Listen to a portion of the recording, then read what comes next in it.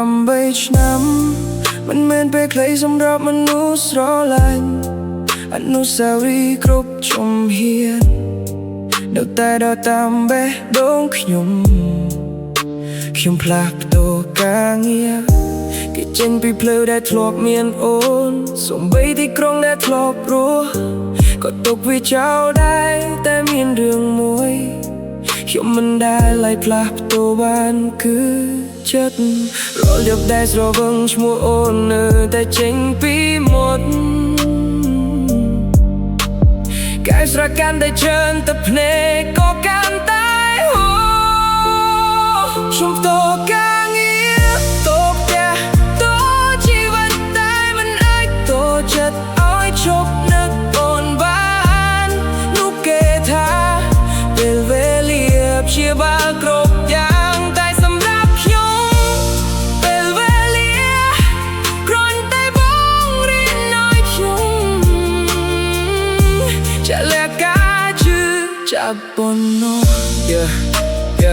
ខ្ញុំធ្វើរឿងមនុស្សរឹងមាំញញឹមនៅកន្លែងធ្វើការនិយាយថាជួបសប្បាយហើយតែគ្មានអ្នកណាដឹងទេពេលត្រឡប់ដល់បន្ទប់សំឡេងស្ងាត់ធ្វើឲ្យរូបអូនរស់ឡើងវិញក្នុងការចង់គ្រប់បទចម្រៀងសុទ្ធតែដោយសរសេរអំពីយើងខ្ញុំសាកលបងលុបរូបអូនចេញពីទូរស័ព្ទតែមិនអាចលុបអូនចេញពីបេះដូង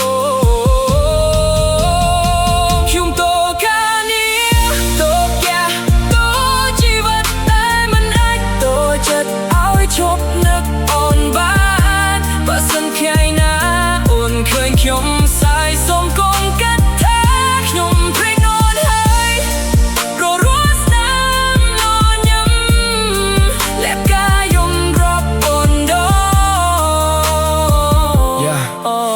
តែក៏ឆ្នាំមុននឹង8ថ្ងៃអនុស្សាវរីយ៍យើងច្រើនណាស់ឥឡូវខ្លាយទៅជាអ្នកប្រមខួបជុំពេលណាប្រគិនផឹកយកសាទៅនួតទឹកឲ្យតែមានខ្ញុំផឹកដាក់ដើម្បីអត់រៀនមកតែខ្លះចាក់បាសលើជាងឲ្យវាបាត់ជឿជាងឲ្យវាចាប់ភ្នែកគេខូចចិត្តពេកទើបខ្ញុំចេះផឹកស្រាធ្លាប់សន្យាផងមិនស្វះបារីដែលលើសីក៏ខ្ញុំបអស់ដែរស្នេហ៍ធ្វើឲ្យខ្ញុំព្រួយប្រែ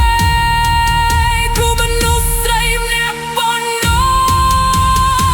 ខ្ញុំតការងារទុកទីកន្លែងទូពីភពលោកទាំងមូលក៏នៅតែតចិត្តមិនបានព្រោះកែវស្រានៅតែមានឈ្មោះអូនប្រយោគឯកានៅតែមានមុខអូន8 ឆ្នាំកន្លងទៅបេះដូងខ្ញុំ